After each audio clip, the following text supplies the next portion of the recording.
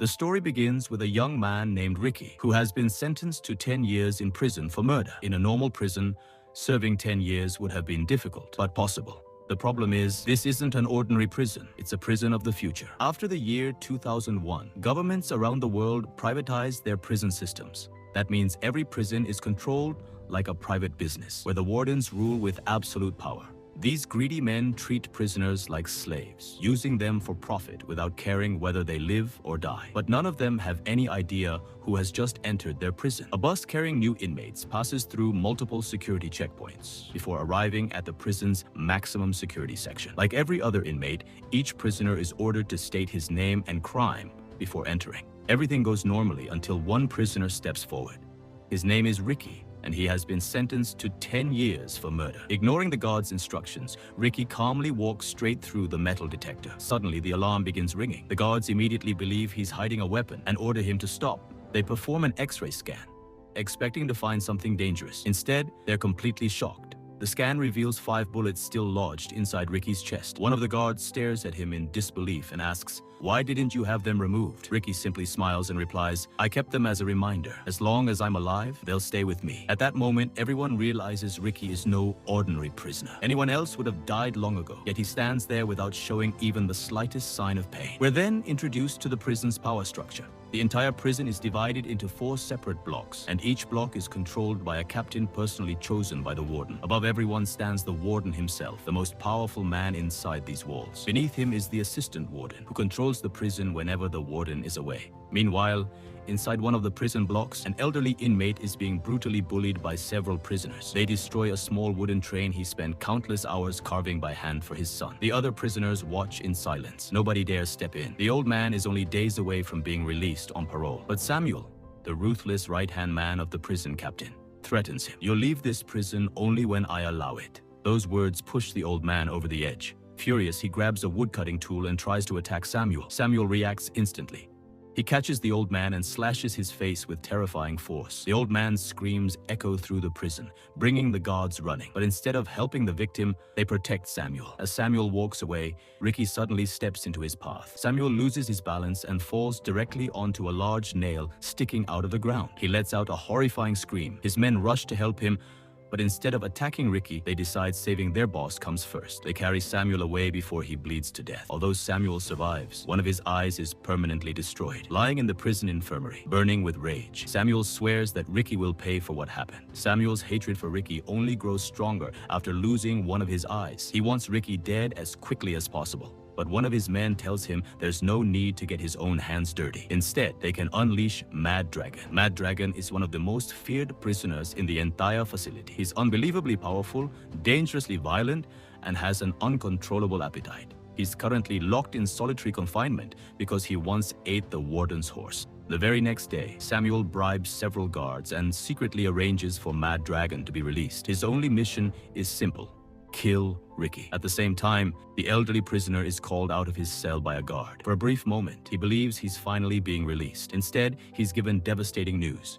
His parole has been canceled. He'll now have to serve his entire sentence. The old man falls to his knees, begging for mercy. He pleads with the guards, hoping someone will listen. No one does. Rather than showing compassion, they beat him mercilessly before walking away, treating him like he isn't even human anymore. Broken both physically and emotionally, the old man loses all hope. That night, unable to endure the cruelty any longer, he takes his own life. When the guards discover his body hanging inside his cell, they cut him down and begin dragging it away. Prisoners gather around, whispering that Samuel's abuse drove the old man to his death. Ricky quietly listens from inside his cell. As the guards carry the body past him, Ricky steps directly into their path. Looking at the old man's lifeless body, he says, "He's already dead. At least let him rest in peace." Without warning, Ricky snaps the chains restraining him as if they were made of paper.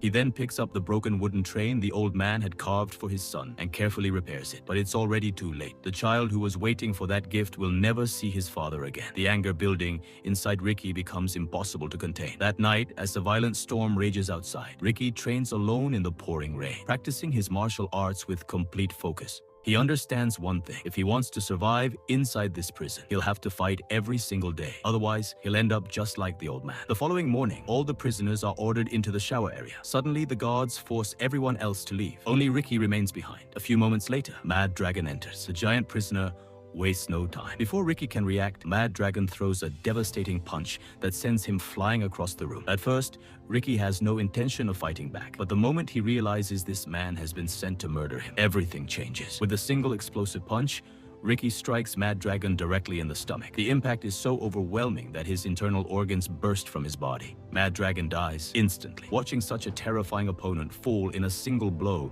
leaves everyone speechless. But Samuel still refuses to back down. He charges straight at Ricky, determined to finish him himself. Ricky calmly catches Samuel's hand, crushes every finger, then grabs the large nail still lodged in Samuel's hand and rips it out without showing the slightest emotion. Samuel screams in unbearable pain. The guards rush into the shower room after hearing the commotion, but they're already too late. Ricky has already killed Samuel. For a moment, no one inside the prison dares move. No one dares challenge him. Yet Ricky offers no resistance. He peacefully surrenders to the guards, allowing them to take him away. As the guards escort Ricky away, the North Block captain steps in and orders everyone to stop. Instead of being angry, he's impressed. After witnessing Ricky defeat both Mad Dragon and Samuel, he realizes this newcomer is unlike anyone the prison has ever seen. The captain offers Ricky a place at his side. "Join my block," he says. "A man with your strength deserves power." But Ricky isn't interested. Without saying another word, he rejects the offer and walks away. Although Ricky won the fight, Mad Dragon's devastating punch had knocked the 5 bullets lodged inside his chest out of place. The pain is almost unbearable, but Ricky refuses to show any weakness and silently endures it. The story then shifts into a flashback. Years earlier, when Ricky was still in high school, he visits the graves of his parents. Standing there is a mysterious man paying his respects. Ricky soon discovers that the man is his uncle. His uncle reveals that he's known about Ricky's extraordinary strength since childhood and has secretly watched over him from a distance. Now he believes Ricky is finally old enough to begin real training. Wanting to prove himself, Ricky confidently demonstrates a few fighting techniques. But before he can finish, his uncle drops him with a single punch. Lying on the ground, Ricky finally realizes just how much he still has to learn. From that day forward, his uncle begins training both his body and his mind. He teaches Ricky that true strength isn't just about power, it's about complete control. As the training continues, Ricky grows stronger every day. Eventually, he becomes powerful enough to shatter massive rocks with his bare hands. The story then returns to the present. Ricky hasn't slept all night. The following morning, several guards arrive at his cell and escort him to the assistant warden's office. Inside, the office is covered with expensive food and luxurious decorations. The assistant warden himself has a disturbing appearance. One of his eyes is artificial, and one of his hands has been replaced by a large metal hook. He orders a guard to read Ricky's prison file aloud. According to the report, Ricky was convicted of murder. He has no known family, no close relatives, and no official contacts. The report also labels him as an extremely dangerous inmate who belongs in a maximum security prison. But something catches the assistant warden's attention. 2 entire years of Ricky's past are completely missing from the file. He looks directly at Ricky and asks, "Where were you during those 2 years? What were you doing?" Ricky remains completely silent. The assistant warden threatens him again, but still gets no answer. Finally, he pulls out a letter that someone had sent for Ricky. The moment Ricky reaches for it, the assistant warden suddenly drives his sharp metal hook through Ricky's hand, pinning it to the desk. Then he repeatedly punches him while Ricky is trapped. Inside the letter is a photograph. Without hesitation, the assistant warden tears the picture into pieces right in front of Ricky. That single act pushes Ricky past his limit. In one explosive burst of strength, he slices the heavy desk clean in half with his bare hands. Furious, the assistant warden pulls out his gun and fires, but Ricky catches the bullet with his own hand. The room falls silent. He could easily kill the assistant warden, but he doesn't. Instead, Ricky gives him one final warning, then turns around and walks away. That night, Ricky sits alone inside his cell, unable to sleep. His thoughts drift back to the happiest days of his life, the moments he spent with his girlfriend, Misai. He takes out his small flute and begins playing a calm, gentle melody, one that always reminds him of her. For a brief moment, the harsh prison around him seems to disappear, but the peace doesn't last. A guard storms over to his cell and warns him, "If I hear that tune one more time, I'll break your flute." Ricky says nothing. Even after the guard walks away, the melody continues to echo in his mind. The next morning, several prisoners surround a terrified inmate. They've discovered that he's been secretly passing information to the guards because of his betrayal. They believe he played a role in the old prisoner's death. The frightened man falls to his knees, begging for another chance. He promises he'll never betray anyone again, but the prisoners refuse to forgive him. One of them picks up a large wood saw, preparing to cut him apart. Just before the attack begins, Narumi arrives. Narumi is the captain of the block. He immediately stops everyone and reminds them of the prison's rules. No one dies here without my permission. One prisoner named Andrew, who's holding the saw, openly challenges him. He says, Samuel broke the rules, and you let him get away with it. Now this man breaks the rules, and you're protecting him too. So what are these rules even worth? Narumi doesn't appreciate being questioned. Without warning, he grabs the same saw and slams it directly into Andrew's face. The entire prison yard falls silent. Watching everything from a distance is Cyclops, another powerful prison captain. He asks Narumi to meet him privately. Dragging the badly injured Andrew along with him, Narumi heads to Cyclops' office. Inside, Cyclops gets straight to the point. He warns Narumi that Ricky has become a symbol of hope for the other prisoners. If this continues, every cell in this prison will produce another Ricky. Then he gives Narumi a direct order. Kill him. Once Ricky is gone, everyone else will fall back in line. A short time later, Narumi makes an example out of Andrew. He ties him to a massive wooden cross and leaves him there to die, hoping the horrifying sight will discourage anyone else from rebelling. Soon after, Narumi challenges Ricky to a fight. Ricky accepts, but only under one condition. Free Andrew first. Narumi has no intention of negotiating. He was sent to eliminate Ricky, not bargain with him. Without wasting another second, he launches the first attack. The fight begins instantly. Narumi throws shards of broken glass directly into Ricky's eyes. For a moment, Ricky is completely blinded. Taking advantage of the situation, Narumi slices through one of the tendons in Ricky's arm. The prisoners watching the fight erupt into cheers, believing Ricky has finally met someone who can defeat him. But Ricky refuses to give up. He smashes open a nearby water pipe and washes the glass from his eyes. His vision returns. Narumi charges again. This time, Ricky lands a devastating punch to his head. The impact is so powerful that one of Narumi's eyes bursts out. Ricky then pulls his damaged tendons back into place, ties them together, and restores the movement in his arm. Realizing he has no chance of winning, Narumi gives up. He stabs himself in the stomach, attempting to take his own life. Ricky rushes forward, hoping to save him, but Narumi betrays him one final time. He wraps his exposed intestines around Ricky's neck, trying to strangle him. Ricky has finally had enough. With one overwhelming punch, he crushes Narumi's skull. The fight is over. Ricky immediately runs to Andrew and removes him from the cross, but he's already too late. Andrew is dead. Seeing what has happened, the prisoners erupt in anger. They begin protesting against the warden and surround his men. Before they can attack, the captains from the other prison blocks step in. One of them crushes a prisoner's head without hesitation. The crowd instantly panics. Terrified, they all hide behind Ricky. They beg him to fight, but Ricky refuses. Too many innocent people have already died because of him. He doesn't want any more bloodshed. Silently, he lifts Andrew's body onto his shoulder and walks away. As Ricky walks away carrying Andrew's body, Cyclops calls out to him. He offers Ricky the position of the new block captain, replacing Narumi, but Ricky doesn't even respond. He's nobody's loyal dog, and he refuses to serve the warden. Later, Ricky notices Narumi's adopted son, Alan, grieving quietly over his father's death. From a distance, Ricky hears him trying to make music using a leaf. The sound never comes out correctly. Ricky walks over and gently shows him the proper way to play it. He also apologizes for what happened to Narumi. As they spend a few moments together, Ricky notices something strange. Alan hasn't spoken a single word. When Ricky looks closer, he realizes the horrifying truth. Alan's tongue has been cut out. Ricky is deeply saddened. Wanting to comfort him, he gives Alan his own flute, knowing he can still play it without needing to speak. In return, Alan hands Ricky several papaya leaves.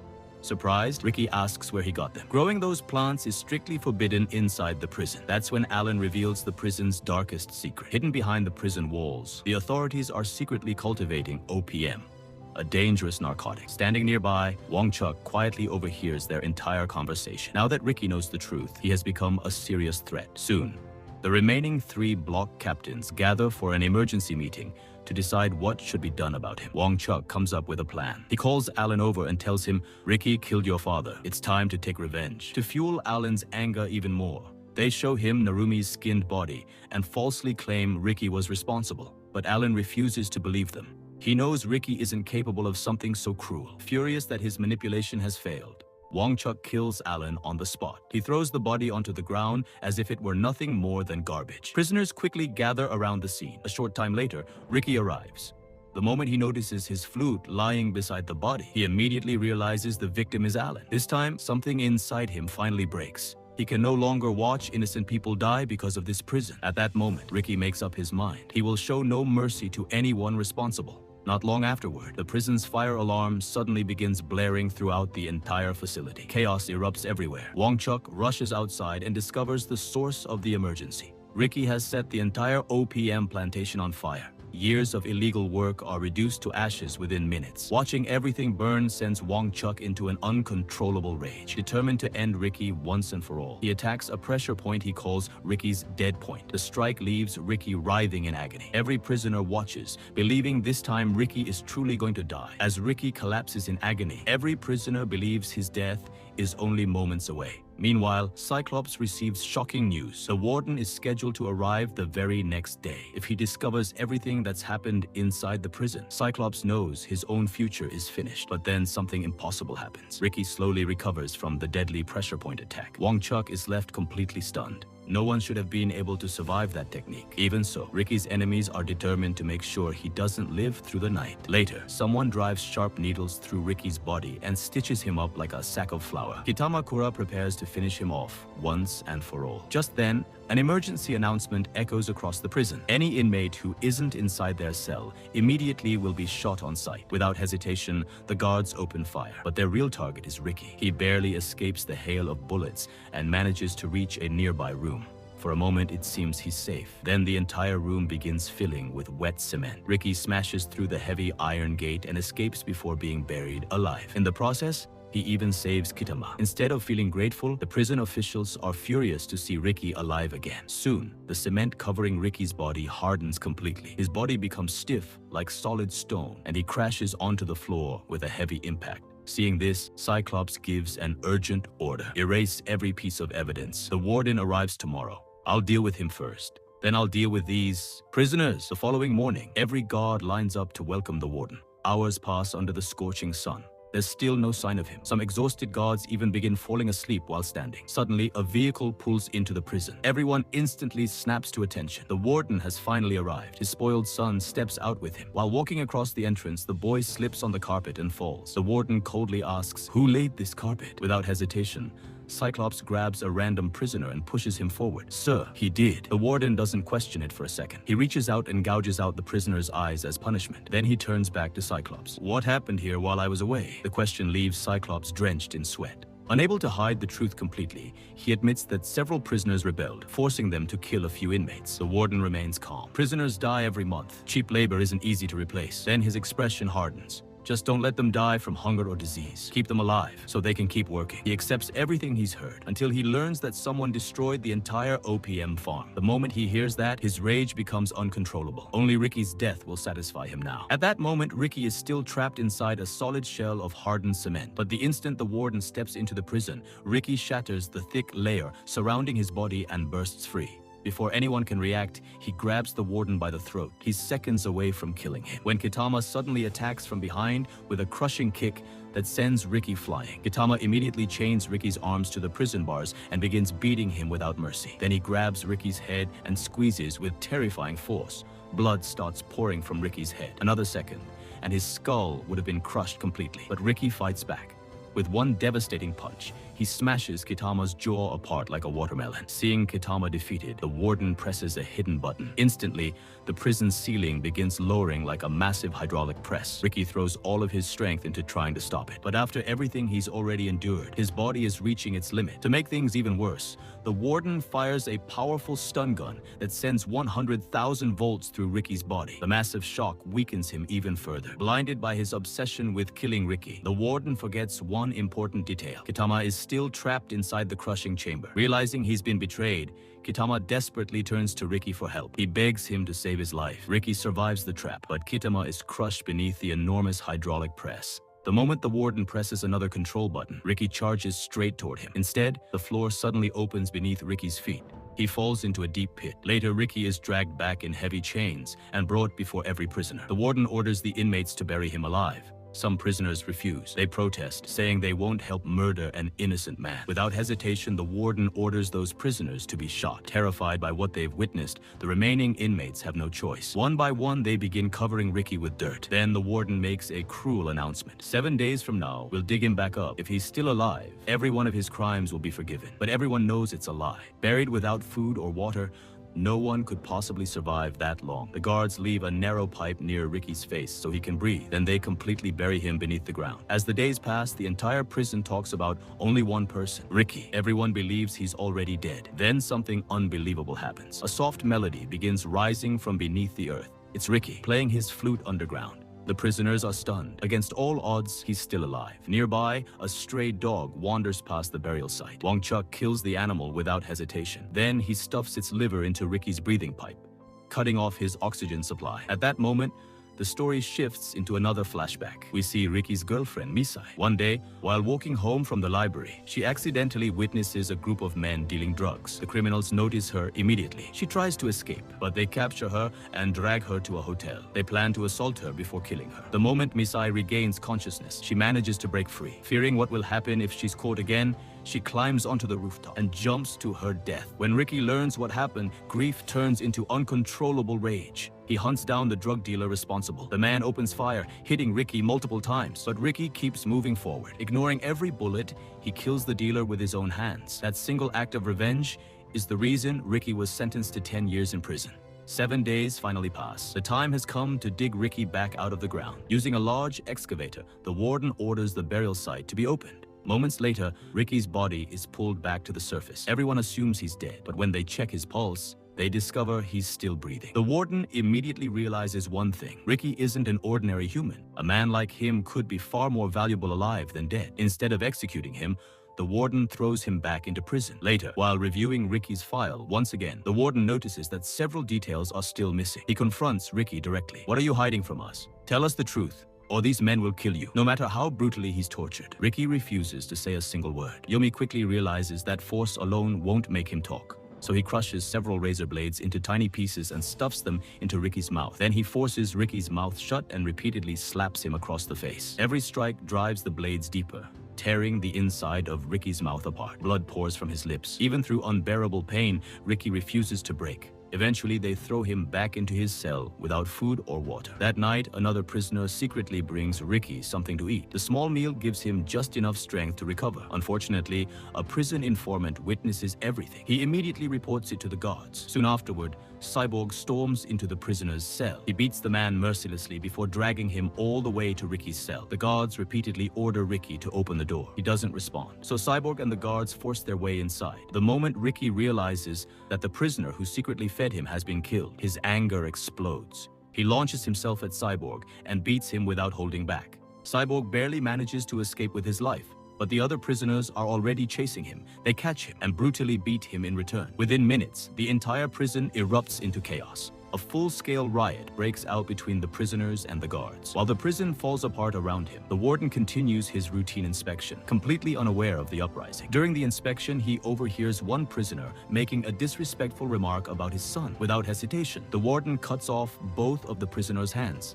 His brutality is meant to warn everyone else. Just then, Ricky arrives. The warden immediately fires a special round designed to explode inside the human body. Thinking quickly, Ricky grabs Cyborg and uses him as a shield. The bullet tears through Cyborg's body, then explodes from the inside. The blast rips him apart instantly. With Cyborg gone, Ricky and the warden finally stand face to face. Their final battle is about to begin. The prison has become a complete war zone. With Cyborg gone, Ricky stands alone against everyone. Wong Chuk launches one brutal attack after another, determined to finish him once and for all. But Ricky refuses to fall. At the perfect moment, he counterattacks and shatters Wong Chuk's leg. The second block captain witnesses what just happened and immediately panics. Knowing he has no chance against Ricky, he turns and tries to run. Before he can escape, the warden personally throws him toward the senior officers. Now, nothing stands between Ricky and the warden. The warden orders the guards to take his son somewhere safe.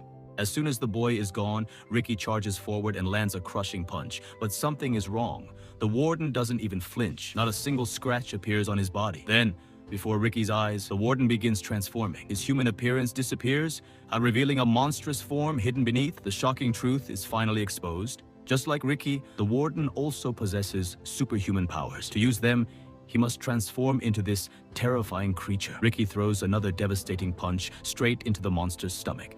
The attack lands perfectly, yet the warden feels absolutely nothing. Instead, Ricky is the one left struggling after the impact. For the first time, it feels like his strength isn't enough. Then Ricky remembers something his uncle once told him. Every monster has a weakness. Find it and strike there. Looking around the room, Ricky notices a massive industrial meat grinder still running nearby. An idea instantly forms in his mind. Using every ounce of strength he has left, Ricky grabs the warden and hurls the monster straight into the machine. The grinding blades begin tearing through the warden's body.